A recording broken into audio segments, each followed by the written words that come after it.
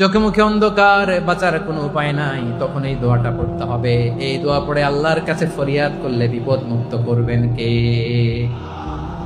এমন বিপদ মাঝে মাঝে হয় না, দেয়ালে পিঠ থেকে যায়, চোখে মুখে অন্ধকার, কি করব দিশা খুঁজে পাই না, এরকম হয় কখনো? হ্যাঁ, আপনাদের হয়? হয় না? তো জান্নাতে আছেন আপনারা। হয় হয় এরকম হয়েছে না যে দেয়ালে পিঠ থেকে গেছে, চোখে মুখে অন্ধকার, কই যাব, কি করব, বাঁচানোর কেউ না, এরকম হয়েছে কখনো আপনাদের? যদি হয় তাইলে এটার সলিউশন বলবো, না হইলে তো এগুলো বলে লাভ নাই। হয় হয় হয় বিশ্বনবী এরকম কঠিন বিপদে পড়েছেন জীবনের কিছু কিছু মুহূর্তে। ওই মুহূর্তে বিশ্বনবী স্পেশাল দুইটা দোয়া পড়তেন।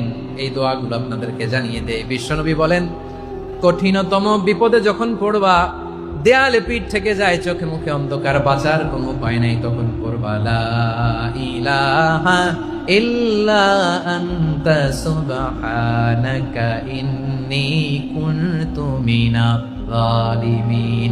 আল্লাহ, তুমি ছাড়া কোনো ইলাহ নাই, তুমি পবিত্র, নিশ্চয় আমি জালিমদের অন্তর্ভুক্ত। সুবহানাল্লাহ বলেন। এই দোয়া সাইয়েদনা ইউনূস আলাইহিস সালাম পড়েছিলেন যখন মাছের পেটে ছিলেন। কিসের পেটে? এবং অনেক মুফাসসিরিন ইকরাম বলেছেন, অনেক আহলুল ইলমরা বলেছেন, এটা হচ্ছে ইসমে আজম। ইসমে আজম এমন দোয়া যেটা দিয়ে দোয়া করলে আল্লাহ দোয়া কবুল করে, কিন্তু এটা কোনটা, এটা নিয়ে ইখতিলাফ আছে। কোন কোন আহলুল ইলম বলেন এই লা ইলাহা ইল্লা আনতা সুবহানাকা ইন্নী কুনতু মিনাজ জালিমিন, এটা হচ্ছে ইসমে আজম। সাইয়েদনা ইউনূস আলাইহিস সালাম পড়েছেন, আপনারা পড়েননি? তুফান হইলে পড়েন না? আমাদের এলাকায় তো এটা খুব, এটার উপর ব্যাপক আমল আছে। পটুয়াখালীতে কি অবস্থা বলেন? পড়েন পড়েন পড়েন পড়েন।